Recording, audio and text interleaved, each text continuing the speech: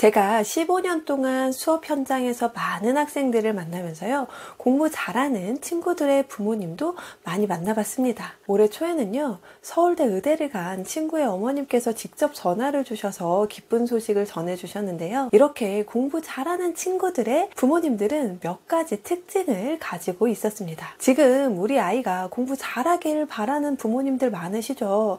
저도 제 아이가 6학년인데 그런 마음이 똑같이 있어요. 왜냐면 저희 아이도 역시나 어떤 특별한 꿈을 가지고 있지 않습니다. 그리고 뭔가 특별히 잘하는 재능이 보이지 않아요. 그러다 보니까 공부를 잘하면 좋겠다라는 생각을 갖게 됩니다. 이 아이가 적어도 커서 무언가를 하고 싶었을 때 공부가 발목을 잡는 일이 생기지 않기를 바라는 마음을 가지고 있기 때문이에요. 그렇다면 이렇게 공부를 잘하는 친구들의 학부모님들은 뭔가 특징들이 있을까요? 일단 3가지 정도로 내용을 추려서 말씀드리도록 하겠습니다. 첫 번째는요, 바로 기다려주는 것입니다. 공부 잘하는 아이를 둔 부모님들의 특징을 보면요, 아이가 결과물이 바로바로 나오지 않아도 기다리는 자세가 잘 되어 있으셨던 것 같아요. 조급해하지도 않으시고 그 결과를 재촉하지도 않았던 것 같습니다. 아이마다 속도라는 게 있어요. 아이가 잘하는 과목도 있고 못하는 과목도 있을 거예요. 이럴 때 그 결과만 가지고 아이를 재촉하거나 이러지 않고 아이와 충분히 대화를 나누면서 그 과정을 함께 거치는 부분들이 꽤 많습니다. 예를 들어 저희 과목으로만 봐도요, 글쓰기라는 게 한두 달 사이에 갑자기 실력이 좋아지기는 어렵습니다. 좀 조급한 마음이 들 수도 있어요. 학년이 올라갈수록 결과물이 빨리 보이지 않으면 엄마 마음이 좀 조급해지죠. 그런데 아이마다 속도가 다릅니다. 물론 피드백을 잘 받아들여서 바로바로 적용하는 친구들이 속도가 조금 빠를 수는 있겠지만요, 아까 말씀드린 것처럼 잘하는 분야가 있고 좀 부족한 부분이 있잖아요.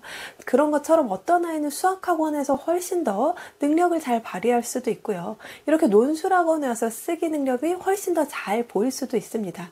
그래서 충분히 기다려주고 아이의 속도에 잘 맞춰가는 것이죠.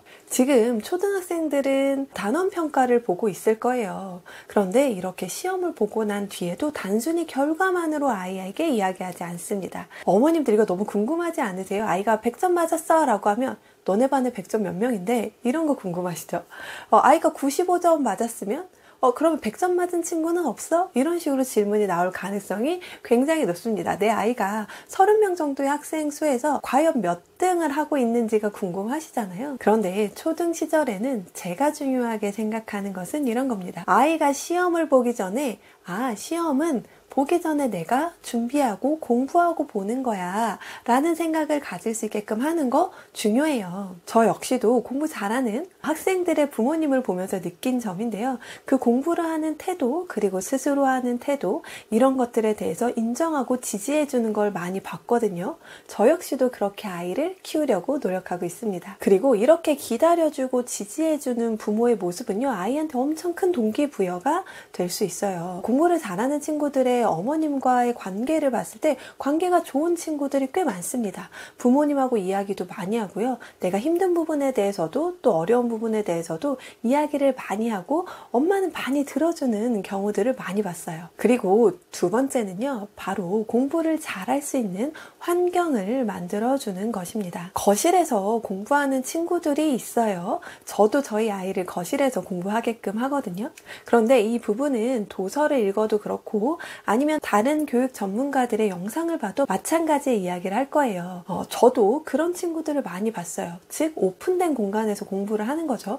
어머님도 어렸을 때 한번 잘 생각해 보시면 내가 방문 닫고 들어가서 공부에 정말 몰입하고 집중해서 하셨던 경험이 많으신가요?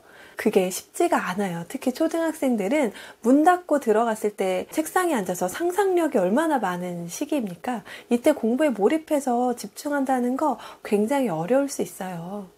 그래서 내가 감시한다라는 느낌보다는 거실에 같이 앉아서 아이는 공부를 하고 엄마는 엄마의 할 일을 하는 거죠. 저도 마찬가지로 그렇게 하고 있습니다. 그리고 핸드폰도 가지고 들어가게 하면 당연히 안 되겠죠. 저도 책 읽거나 아니면은 숙제를 할 때 핸드폰을 다른 방에 두고 와서 하게끔 합니다.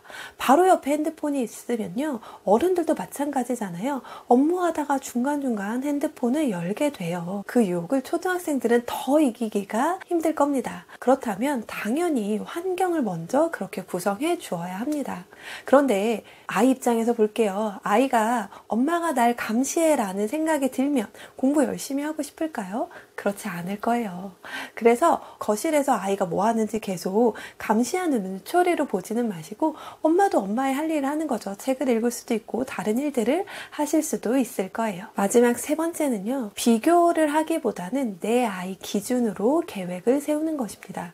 물론 공부를 잘하는 친구들은요. 중학생, 고등학생 되면 스스로 알아서 합니다. 계획도 스스로 할 수 있어요. 그런데 우리는 초등학생 친구들을 어떻게 계획을 짜서 공부를 시킬까에 대한 고민이 있으시잖아요. 그런데 여기서 간과하는 것이 공부를 잘하는 친구들의 계획을 듣고 그것을 그대로 우리 아이에게 적용하려고 한다면 아이가 그걸 받아들일 수 있을까요? 아마 어려울 겁니다. 그래서요, 부모님은 아이를 잘 관찰해 보시면 좋을 것 같아요. 우리 아이는 어떤 시간대에 좀 집중을 잘하는 것 같은지, 그리고 무엇을 좋아하고 무엇을 싫어하는지, 어떤 스타일의 학습 방식이 아이에게 잘 맞는지를 관찰하면서 찾아내야 하는 것 같아요.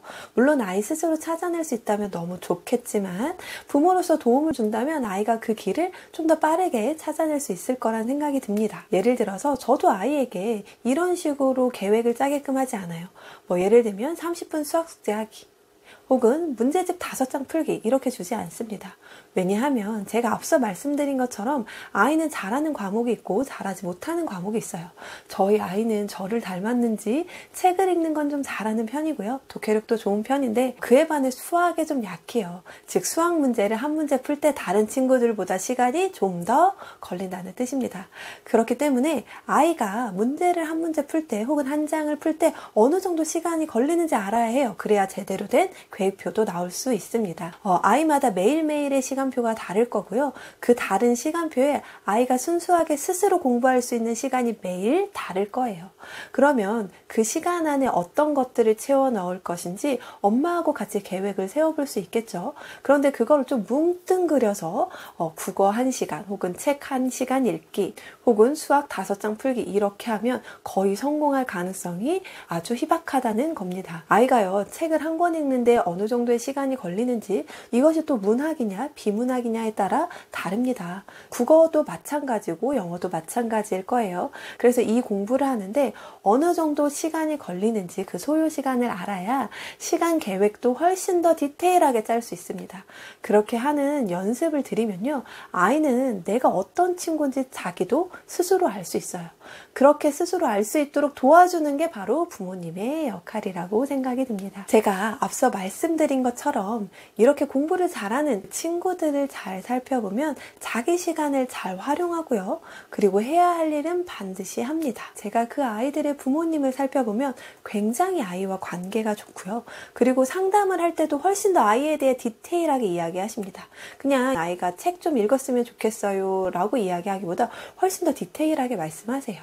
우리 아이가 어떤 부분이 키워지면 좋겠는지 이런 부분들을 어머님들도 잘 알고 계십니다. 이렇게요, 아이와 좋은 관계를 유지하면서 아이가 공부를 잘할 수 있도록 부모님께서 도와주신다면 이 친구들이 나중에 커서 무언가를 하겠다라는 마음을 가졌을 때 아마 공부가 걸림돌이 되는 일은 없을 거란 생각이 듭니다.